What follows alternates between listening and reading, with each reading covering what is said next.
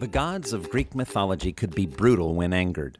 Of all the punishments given by the gods, the one given to Sisyphus stands out above the rest. Sisyphus was a king and a trickster. He was so clever that he actually cheated death, twice. As punishment for his hubris, he was forced to push an enormous boulder up a mountain for eternity. Again and again he would struggle under the weight of the rock, only to watch it roll back down. The punishment was a recipe for meaningless frustration. According to behavioral economist Dan Ariely's research, the Greek gods must have known something about the human psyche. Ariely says that money is not as motivating as we might think. He makes the point that people run marathons and climb mountains all the time, and they do it all for free. These are grueling experiences. Somehow, a series of miserable moments becomes a desirable overall experience.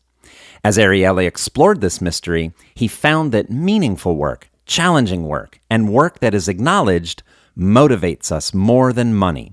In one experiment, Ariely paid people to build very simple toys using Legos. The amount they were paid decreased with each toy they built. As you might expect, the participants eventually stopped building them when the money became too small.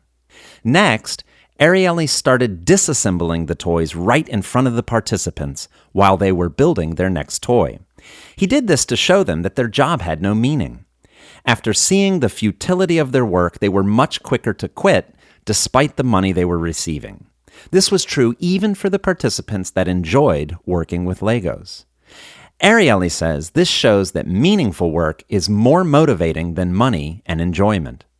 Ariely also discovered that challenging work was motivating. In another experiment, participants who were not given instructions on how to complete a task valued their work much more than those that were given instructions.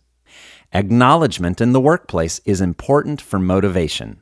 In yet another experiment, Ariely gave participants some paperwork. Once they completed the work, they handed it in.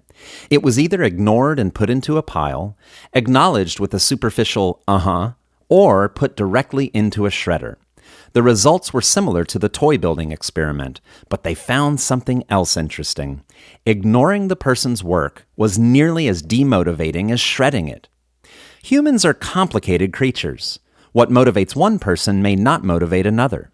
But if Ariely is correct, work that is meaningful and challenging, with even a minor amount of acknowledgement, can go a long way toward a more satisfying and productive work life.